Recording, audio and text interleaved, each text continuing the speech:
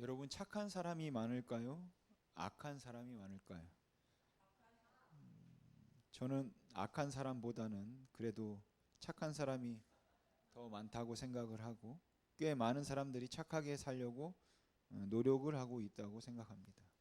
하지만 동시에 악하고 잔인해질 수 있는 가능성은 누구에게나 있다고 생각합니다.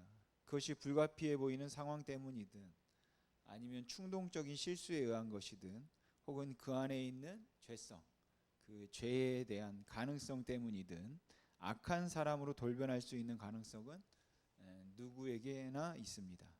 그렇게 악해질 가능성은 누구에게나 있기에 때로는 믿어지지 않을 만큼이나 악하게 갑자기 변하는 사람들도 있습니다. 그런데 그럴 때 그런 사람들을 보면서 때로는 악을 합리화시키려 하고 또 그것을 이해해 보려고 애를 쓰는 경우들도 있습니다. 아내를 상습적으로 구타하는 사람인데도 사람들은 그 사람이 술만 아니면 정말 법 없이도 살 수 있는 착한 사람이다 라고 말을 하기도 하고, 도박에 빠져서 가정을 파탄 지경에 이르도록 한 사람인데도 그래도 심성은 착해 라고 말을 하기도 합니다. 착한 짓은 하나도 하지 않았음에도 착하고 괜찮은 사람이라고 말할 만큼, 어쩌면 사람들은 다른 사람들이 그렇게 악할 수 있음에 충격을 받는 것인지도 모르겠습니다. 물론 그 의도가 처음부터 아주 악하고 고약한 사람들이 있기도 합니다. 스카펙이라고 하는 정신의학자가 쓴 거짓의 사람들이라는 책에 보면, 그에게 상담을 받으러 오는 사람들이 많이 있는데, 그 상담을 받으러 오는 사람들은 대체로 환경에 의해서든 아니면 어쩔 수 없는 상황에 의해서든 마음의 상처를 많이 받게 되어 죄를 범하게 되거나 어쩔 수 없이 잘못을 저지르는 경우들이 대부분인데, 그 사람들 중에 이유도 알 수 없을 만큼이나 마음속에 아주 사악함과 거짓됨이 있어서 의도적으로 아주 교묘하고 간교하게 사람들을 속이려 하는, 그것만 생각하고 있는 사람들도 있었다고 합니다. 그래서 스카펙은 결론을 내리기를, 심리적으로 혹은 정신적으로 질환이나 상처를 받아서 마음이 상하게 되고 잘못을 저지르는 경우들이 대부분이기는 하지만, 악한 영에 쓰여서 처음부터 아주 악하고 고약한 것만 생각하는 사람들도 있다고 말하고, 이런 악한 영에 씌운 사람들과 정신질환을 앓고 있는 사람들은 구분되어야 한다고 말합니다. 하지만 스카펙도 인정하는 것처럼 대체적으로 사람들이 다 착하지만 환경과 상황에 의해서 악하게 변화되어 가거나 가끔씩 혐오스러운 짓을 한다라는 것이죠. 그리고 그런 이유로 사람들은 범죄하는 행위조차도 계획적이라기보다는 오히려 우발적이라고 생각하기도 합니다. 그렇기 때문에 사람들은 자꾸 죄를 합리화시키려 하기도 하고, 또 그 죄를 이해하려고 하는 경향이 꽤 많이 있다라는 것이죠. 그러니까 대체로 사람들은 선한 것 같지만, 누구든지 사람이 어떻게 그럴 수 있을까 싶을 만큼 잔인해질 수 있다는 가능성은 우리로 하여금 죄를 두려워하게 만들어야 하는데, 오히려 그 가능성은 죄를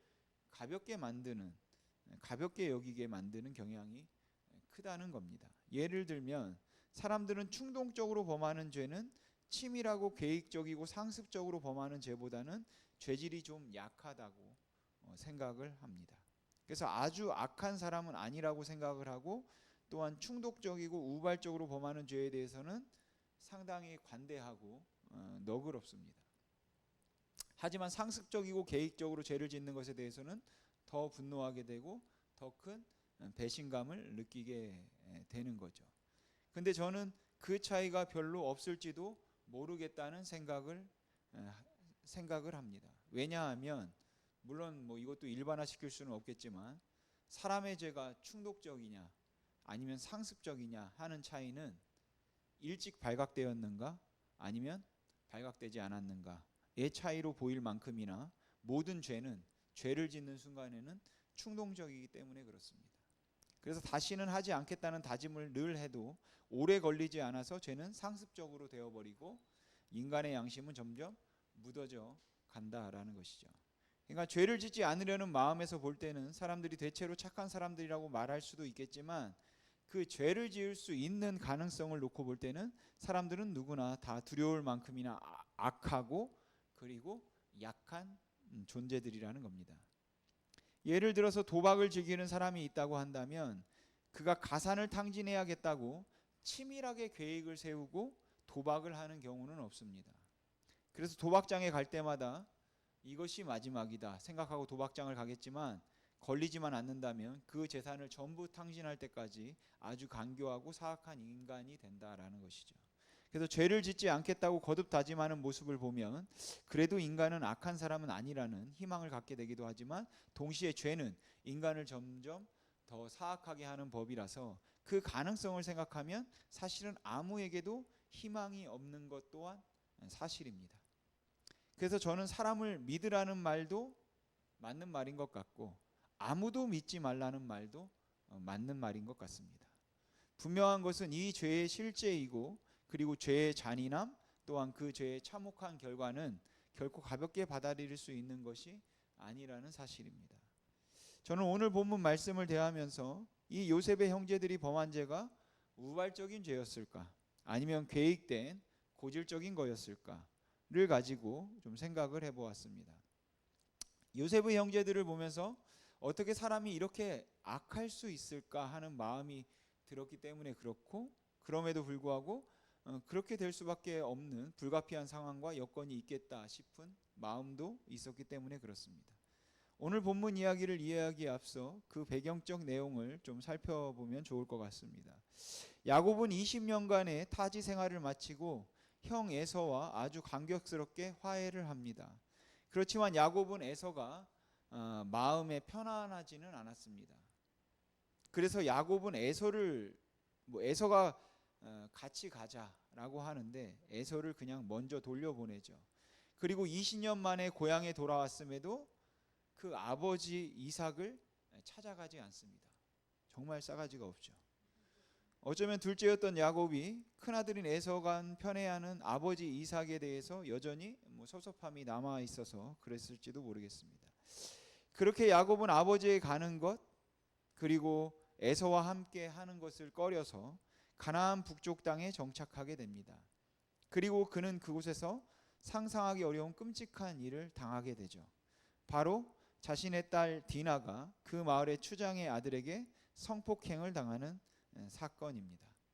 비록 추장의 아들이 누이를 흠모해서 그랬고 그래서 결혼을 시켜달라고 원했지만 야곱의 아들들은 자기의 누이가 이방인에게 성추행을 당했다는 그 사실에 분노가 치밀어서 견딜 수가 없었습니다. 누이를 사랑해서 그 누이를 소유하기 위해서 성폭행을 했다.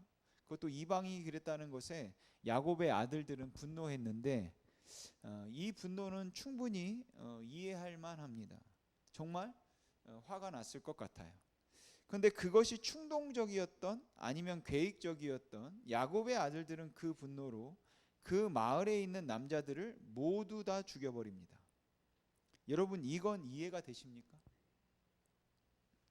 저는 이건 이해가 안 됩니다. 혹 추장의 아들을 죽였다든지 아니면 추장의 집안을 힘들게 했다든지 그러면 모르겠는데 그 누이가 성폭행을 당했다는 사실에 분노한 야곱의 아들들이 그 마을에 있는 모든 남자들을 다 죽여버렸다라는 것이죠. 그래도 야곱의 가족들이 그 땅에 처음 정착할 때 환대해 주었던 사람들이고 그것에 살 수 있도록 허락해 주었던 사람들입니다. 그런데 그 사람들을 다 죽였고 그뿐만 아니라 그 집들에 들어가서 재물과 물건들을 마구 노략질했습니다. 유대인들의 전승에 보면 이 당시에 요셉의 나이가 13살쯤 되었을 것이라고 짐작합니다. 만약에 14살 된 소년이었다면 그때 그 형들이 행하는 잔인한 모습들 그리고 그 상황을 아마 생생하게 기억할 수 있었을 겁니다. 그리고 몇 년이 지나고 난 후에 그 디나 사건 때 요셉의 나이가 13살이 맞았다면 아마 4년쯤 지나고 난 후겠죠. 이 야곱의 아들들은 겁도 없이 양들을 먹이기 위해서 자기들이 노략질했던 그 세겜 땅으로 다시 들어갑니다. 제가 생각할 때 그들이 다시 그 땅에 들어간 건 그들이 무감각하거나 용기가 있었기 때문이라기보다는 아마도 그 땅이 비교적 비옥한 땅이었기 때문일 것 같습니다. 그러니까 어쩔 수 없이 그들이 살인하고 노략질했던 땅으로 양들을 데리고 들어갈 수밖에 없었다라는 것이죠. 그렇기 때문에 야곱은 그 아들들이 너무 걱정이 되었습니다. 그래서 형들이 잘 있는지 보고 오라고 요셉을 보냅니다. 어쩌면 먹을 것도 좀 가져다 주라고 부탁을 했을지도 모르겠습니다. 멀리서 요셉이 오고 있는 것을 그 형제들이 보았습니다. 형들에게 요셉은 정말 꼴도 보기 싫은 녀석이죠. 그 미움은 충분히 이해할 수 있는 미움입니다. 왜냐하면 차별과 편애는 사람들의 마음의 미움과 분노를 가능하게 만들기 때문입니다. 그러니까 그 형제들이 요셉을 보면서 아버지에 대한 섭섭함 때문이든 아니면 요셉의 그 잘난 척하는 모습이 꼴보기 싫어서였던지 간에 그를 미워하는 것은 당연하다고 생각하고 충분히 이해할 만합니다. 그래서 그들은 멀리서 오는 요셉을 보고 죽여버리자고 도모를 합니다. 그런데 저는 한 번 사람을 죽이고 나면 또 사람을 죽이는 게 그렇게 어려워지지 않는 건지 도대체 이 죽이자고 도모한 이 행동은 이해가 가지 않습니다. 말도 안 되는 꿈 이야기를 하는 녀석을 혼을 내주자라든지 아니면 이번에 저 자식 버릇을 한번 제대로 고쳐주자 이렇게 이야기를 했다면 이해할 수 있겠는데 죽여버리자라는 것이에요. 여러분, 죽이고 싶도록 미워도 실제로 그것을 실행하기 위해서 계획을 세우는 사람들은 거의 없습니다. 그런데 그 형제들은 요셉이 자기에게 절할 것이라고 한 그 꿈이 얼마나 잘못된 꿈인가 하는 것을 드러내기 위해서 그를 죽이겠다고 도모한 것입니다. 그리고 그들은 요셉을 잡아서 구덩이에 던져 넣습니다. 그런데 20절 말씀을 보면 사실은 요셉을 죽이고 구덩이에 던지려고 했었습니다. 그러니까 처음 계획은 겁을 주자, 혼을 내주자 이게 아닙니다. 정말로 죽여버리자인 거예요. 그런데 이 이야기를 듣던 큰아들이었던 르우벤이 당황했습니다. 왜냐하면 이거는 죽일 문제가 아니기 때문에 그런 거죠. 그래서 그를 죽이지 말고 그냥 구덩이에만 던져놓자고 이야기를 했고 그 말에 따라 죽이지 않고 구덩이에 던져 넣은 거죠. 하지만 나머지 형제들의 그 죽이겠다는 생각이 완전히 사그라지지는 않았다고 생각합니다. 그렇게 그들은 요셉을 구덩이에 던져놓고 식사를 합니다. 요셉이 가져온 음식일지도 모르죠. 아무튼 태연하게 식사를 합니다. 그리고 이 행동에서 그들이 가지고 있는 잔인한 모습을 볼 수 있다고 생각합니다. 왜냐하면 나중에 이 형제들이 공경에 처했을 때 이 당시의 상황을 생각하면서 한 말 때문입니다. 창세기 42장 21절인데 12절이라고 잘못 나왔네요. 그들이 서로 말하되 우리가 아우의 일로 말미암아 범죄하였도다. 그가 우리에게 애걸할 때에 그 마음의 괴로움을 보고도 듣지 아니하였으므로 이 괴로움이 우리에게 임하도다. 내용은 맞습니다. 숫자만 틀리네요. 그러니까 적어도 이 고백에 의하면 요셉이 구덩이에 던져지고 나서 얼마나 당황했고 얼마나 무섭고 두려웠는지 애원을 했다라는 것이죠. 아마 울며 불며 형들에게 부탁했을 겁니다. 형들, 내가 잘못했으니까 한 번만 살려줘. 형들 도대체 왜 이러는 거야? 내가 잘못했으니까 제발 한 번만 나를 살려줘, 건져내줘 라고 애원하고 통곡을 하고 있는데 그들은 낄낄거리면서 밥을 먹었다라는 것이죠. 아무 상관도 없는 것처럼 그냥 밥을 먹는 겁니다. 여러분, 어떻게 인간이 이렇게 잔인할 수 있습니까? 어떻게 그 상황에서 밥이 넘어갑니까? 이들이 죽일 마음이 없고 그냥 버릇 한번 제대로 고쳐주자, 혼내주기 위해서였다면 그렇다면 낄낄거릴 수도 있고 밥을 먹을 수도 있다고 생각합니다. 하지만 이들은 요셉이 죽기를 원하는 마음이 있었다는 것이에요. 이렇게 사람은 무정해지고 잔인해질 수 있는 가능성이 있다라는 것이죠. 그래서 나에게는 고작 밥 한 그릇이지만 약자에게는 생명이 되기도 하는 그 밥 한 그릇조차도 양보할 수 없는 게 인간이고, 나의 사소한 불편이 다른 사람들에게는 끔찍스러운 고통을 의미하는 것임에도 불구하고 나의 사소한 불편함이 싫어서 다른 사람들에게 끔찍스러운 고통을 강요할 수 있는 것도 인간인 겁니다. 그렇게 사람은 잔인할 수 있는 겁니다. 그렇게 식사를 하던 그들 앞으로 마침 이스마엘 상인들이 지나가게 되었습니다. 하나님께서 보내신 사람들이었을 겁니다. 그런데 그들을 보고서 유다가 이렇게 말하죠. 그를 이스마엘 사람들에게 팔고 그에게 우리 손을 대지 말자. 그는 우리의 동생이요 우리의 혈육이다. 여러분, 이런 위선이 세상에 어디 있습니까? 동생이고 혈육이라면서 어떻게 그렇게 지금까지 잔인하게 행할 수 있는 걸까요? 혹시 동생을 죽이지 않고 노예로 팔려고 하는 것, 그것도 겨우 은 20에 팔려고 하는 것이 형제요 혈육이기 때문에 보여줄 수 있었던 자비라는 건가요? 그런데 그렇게 유다가 요셉을 살려주자고 했을 때 나머지 형제들은 청종했습니다. 왜입니까? 그들이 요셉을 죽일 마음이 없었기 때문에 그런 것이 아니라 치졸하게도 은 20을 받아서 나누어 갖는 것이, 그리고 요셉은 그냥 죽었다고 이야기를 하고 채색 옷에 짐승의 피를 묻혀서 아버지에게 보여주면 그만이니까, 어차피 다시 요셉을 보지 못할 테니까 그가 노예로 팔려가서 죽임을 당하든 고난을 당하든 아니면 평생을 어떻게 살든지 나하고는 상관없는 일인데 그냥 죽이는 것보다야 은 20이 나니까, 그래서 유다의 말을 청종했던 겁니다. 어떻게 형제에게 이렇게 잔인할 수 있을까요? 상인들에게 팔려서 어디로 가는지도 모른 채 끌려갈 때 그 어린 요셉은 얼마나 애처롭게 형제들을 보았겠습니까? 한 번만 살려달라고, 형들 왜 이러냐고, 그러지 말라고 얼마나 간절하게 애원을 하면서 그 17살 된 소년이 울면서 여러분 부르짖었겠습니까?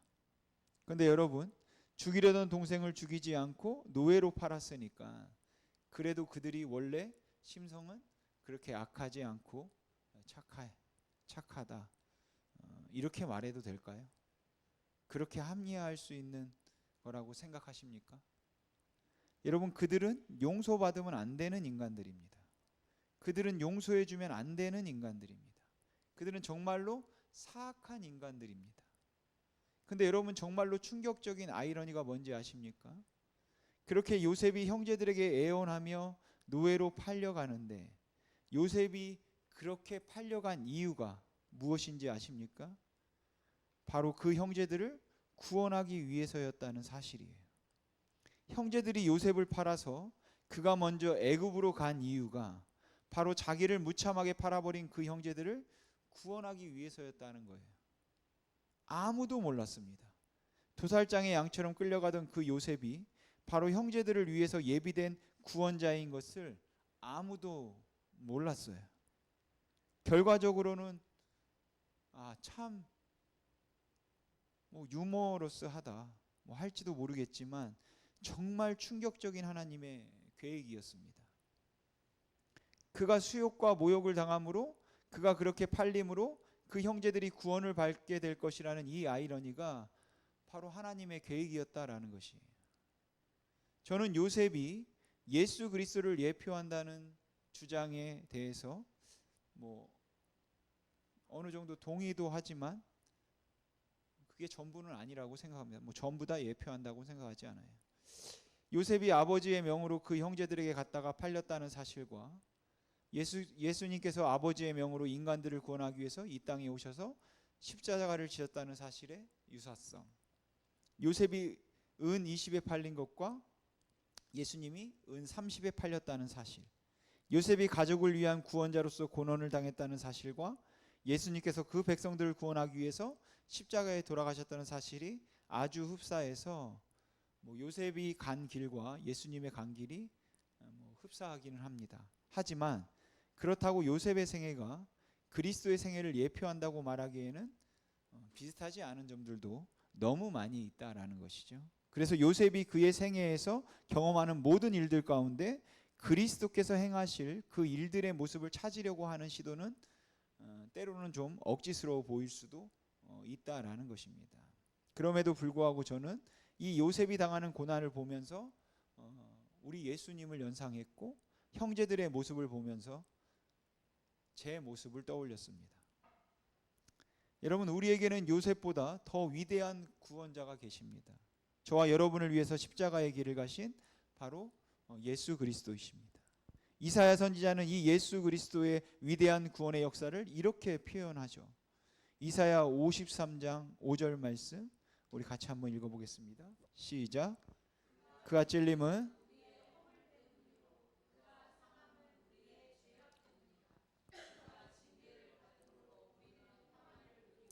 그가 채찍에 맞음으로 우리가 나음을 받았도다. 아멘.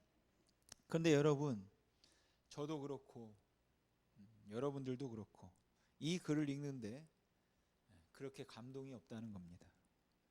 그렇게 가슴이 뛸 만큼 하나님 앞에서 두려움과 떨림이 별로 없다라는 것이에요. 물론 많이 들어서일 수도 있고 너무 잘 알고 있는 내용이기 때문에 그럴 수도 있겠죠. 근데 어쩌면 우리가 하나님 앞에 그렇게 죄에 대해서 두려움과 떨림이 없기 때문에 그럴지도 모르겠다는 생각이 듭니다. 여러분, 요셉의 형제들이 그 죄를, 우리가 요셉의 형제들의 그 죄를 합리화시킬 수 있다면 우리도 우리의 죄를 그만큼 합리화시킬 수 있고, 그렇다면 요셉의 형들이 괜찮은 사람인 것처럼 우리도 그렇게 나쁜 사람은 아닌 겁니다. 그리고 그렇게 우리가 나쁜 사람이 아닌 괜찮은 사람이라고 생각을 할 때 그때 주님이 나를 위해서 죽었다는 사실에 대해서 뭐 조금의 가책은 물론 있겠죠. 조금의 흔들림은 있으니까 정말로 죄송해서 땡큐라고 말은 하겠지만, 그런데 그 고맙다는 말이 우리의 몸을 떨 만큼이나 우리의 가슴 속에서 나오는 말이 아니더라는 겁니다. 저는 지금 사람들과의 관계를 이야기하고 있는 게 아닙니다. 사람들과의 관계에서 생각해 보면 아마 우리보다 못한 사람도 있을 겁니다. 나보다 더 악한 사람도 많이 있겠죠. 그래서 사람들과의 관계에서 생각해 본다면 우리가 좀 괜찮은 사람일 수도 있습니다. 저는 그거를 부인하고 싶지는 않습니다. 그래서 사람들과 비교하면 여러분들은 꽤 괜찮은 사람일 겁니다. 그런데 우리가 하나님 앞에 섰을 때, 요셉 앞에서 요셉의 형제들이 느꼈을 법한, 총리가 된 요셉 앞에 섰을 때 요셉의 형제들이 느꼈을 법한 그러한 그 당혹스러움과 당황스러움, 그 두려움을 우리가 그 하나님 앞에서 느껴야 되는 게 마땅하지 않냐라는 것이죠. 우리는 적어도 우리의 모든 것을 아시고 우리의 중심을 아시고 그리고 우리를 지으신 그 하나님 앞에서 그렇게 괜찮은 사람들이 아니다는 겁니다, 여러분. 단순히 하나님의 거룩함 앞에서 드러나는 사소한 죄 때문에 그런 것이 아니라 우리는 우리 스스로 혐오스러울 만큼이나 우리 안에 있는 죄의 가능성과 그리고 우리 안에 있는 그 악한 의도를 우리는 안다라는 것이죠. 저는 그렇습니다. 저는 제가 얼마나 악한 자인가를 알고 제가 얼마나 하나님 앞에서 강교한 자인가 하는 것도 알고 있고, 그럼에도 불구하고 사람들 앞에서 얼마나 건방을 떨고 얼마나 교만을 떨고 얼마나 잘난 척하고 얼마나 괜찮은 사람인 것처럼 보이고 있는가 하는 그러한 저의 위선도 압니다. 요셉의 형제들이 요셉을 팔므로 인하여서 요셉이 그들의 구원자가 된 것처럼 우리도 예수를 죽여야 살 수 있었던 죄인들입니다. 요셉의 형제들이 그들이 팔았던 요셉이 애굽의 총리가 되어서 그 가족의 생명줄이 되었음을 알았을 때 그들은 어떤 심정이었을까요? 야, 이게 다 내 덕인 줄 알아라. 나 때문에 너 총리 된 거야. 라고 으스댈 수 있었을까요? 이렇게 살아있어서 고맙다. 이제 내가 너를 위해서 뭘 해주면 좋겠냐. 함부로 은혜 갚겠다고 달려들 수 있었겠습니까? 총리가 된 그 동생 덕 한번 보자고 무리하게 이거 해달라 저거 해달라 요구할 수 있었을까요? 아니요. 그들은 고개를 들 수 없었어야 합니다. 죄로 인한 수치심, 죄로 인한 두려움, 정신이 혼미할 만큼 그 앞에서 몸이 떨려야 합니다. 그리고 그들에게 화해가 요청되었을 때 그 은혜로 그들은 통곡을 하면서 감사했어야 합니다. 여러분, 형제니까 그렇게 용서하는 것이 당연하다고 우리는 함부로 말해서는 안 되는 겁니다. 마찬가지로 우리는 이 하나님의 위대한 사랑 앞에 지금 서 있다라는 것이죠. 저는 하나님께서 우리가 하나님 앞에 설 때마다 과거의 죄를 생각하면서 항상 죄책감에 주눅 들어 있기를 기대하고 있다고 생각하지는 않습니다. 오히려 다 잊어버리고 자유를 얻게 하셨고 그 자유를 누리는 것을 주님께서 원하고 계신다고 확신해요. 하나님은 그 아들 예수 그리스도의 보혈의 공로로 우리의 모든 죄를 용서하시고 더 이상 우리가 그 죄책으로 살기를 원하지 않으신다라는 것이에요. 하지만 그래서 우리가 그 은혜를 가볍게 여길 수 있습니까? 그래서 그 은혜 앞에서 하나님이니까 당연히 그럴 수 있는 거라고 말할 수 있냐라는 겁니다. 말하면 안 되는 겁니다. 그 은혜 앞에서 감히 요셉이 총리가 되도록 한데 자기의 공로가 있는 것처럼 그렇게 죄를 합리화시키거나 나도 은혜 받기 위해서 할 만큼 했다는 식으로 자기의 공로를 드러낼 수는 없다라는 것이죠. 그래서 우리는 그 은혜가 아니면 죽을 수밖에 없었던 절망과 심판에서 건지시고 구원하심 앞에서 그 어떤 의도 말할 수 없을 만큼 우리의 악함을 우리가 인정할 수 있어야 한다라는 것이에요. 요셉 앞에서 요셉의 형제들이 나 때문에 너 총리 된 줄 알라거나 그때 사실은 내가 어쩔 수 없었다. 나는 사실 너 팔 마음 없었는데 다른 애들이 하도 팔라 그래서 팔았다는 식으로 자기가 죄인이 아닌 것을 자기의 행동을 합리화시킬 수 있는 그 어떤 항변도 할 수 없었던 것처럼 우리는 그 거룩하신 하나님 앞에서 우리가 죄인임을 인정하는 것 말고는 아무것도 할 수 없다라는 것이에요. 하나님 앞에서 우리는 하나님 그래도 하나님은 저를 용서해 주셔야 한다든지 아니면 하나님은 하나님이니까 우리를 구원해 주셔야 한다고 감히 요청할 수도 요구할 수도 없다라는 것입니다. 그리고 그렇게 어떤 말도 할 수 없는 그야말로 우리는 죽을 수밖에 없는 죄인이다 라는 것을 우리가 처절하게 알 때 그때 비로소 우리는 우리에게 임한 사죄의 선언에 전율할 수 있다라는 것이죠. 그런즉 너희가 십자가에 못 박은 이 예수를 하나님이 주와 그리스도가 되게 하셨다. 예수가 나의 주인이시고 예수가 우리의 구원자다. 이 고백에 전율할 수 있다라는 겁니다. 그래서 바울은 이렇게 선언합니다. 그런즉 이 일에 대하여 우리가 무슨 말하리요? 만일 하나님이 우리를 위하시면 누가 우리를 대적하리요? 누가 우리를 이 하나님의 사랑에서 끊으리요? 환난이나 곤고, 박해, 위험, 사망, 생명, 천사, 현재 일이냐 장래 일이나 능력이나 높음이나 깊음이나 그 어떤 피조물이라도 우리를 예수 그리스도 안에 있는 하나님의 사랑에서 끊을 수 없다. 하나님께서 절대로 우리를 버리지 아니하시고 그리고 끝까지 우리와 함께 하심은 하나님이라서 당연한 일도 아니고 우리가 그런 사랑을 받을 만큼 괜찮은 사람이기 때문도 아닙니다. 그래서 우리는 그 십자가 앞에서 우리의 선함과 우리의 의로움을 자랑할 수 없고 감히 그것을 근거로 하나님의 자비를 우리는 구할 수 없습니다. 우리는 여러분 죽을 수밖에 없는 죄인입니다. 그럼에도 무조건적으로 사하심을 받은 은혜를 입은 자들이다라는 것이에요. 저는 요셉의 형제들이 요셉 앞에 섰을 때 그 잔인함과 무정함, 그래서 요셉을 팔아넘기고 한 번도 요셉을 기억해 본 적도 또한 그 죄책감에 시달려 본 적도 없던 그들이 자기들이 고난을 당할 때야 비로소 우리가 그 형제가 구덩이에 빠져서 울부짖을 때 듣지 않았더니 이렇게 괴로움이 더하게 되었구나 말할 만큼 그렇게 이기적인 그들이 그 요셉이 그들의 구원자가 되었음을 알았을 때 그 앞에서 아무 말도 할 수 없어야 마땅했던 것처럼 그 거룩하신 하나님 앞에서 우리 그리스도인들이 그래야 하는데 예수를 잘 믿는 사람들 저를 비롯한 목사들도 그 하나님의 거룩하심 앞에서 너무 교만을 떨고 있다는 생각이 듭니다. 너무 괜찮은 것처럼 말하고 있고 괜찮은 것처럼 생각하고 있다고 생각합니다. 그래서 아무렇지 않게 정죄하고 판단하고 죄를 합리화시킨다라는 것이죠. 근데 그럴 수 없습니다. 그가 찔림이 우리의 허물 때문이고 그가 상함이 우리의 죄악 때문이라면 우리는 그 하나님의 은혜 앞에서 뭐라 말해야겠습니까? 우리는 정말 감사합니다. 이 말밖에 할 수 없다라는 것이죠. 그래서 C.S. 루이스가 했던 말이 너무 맞는 말이라고 생각합니다.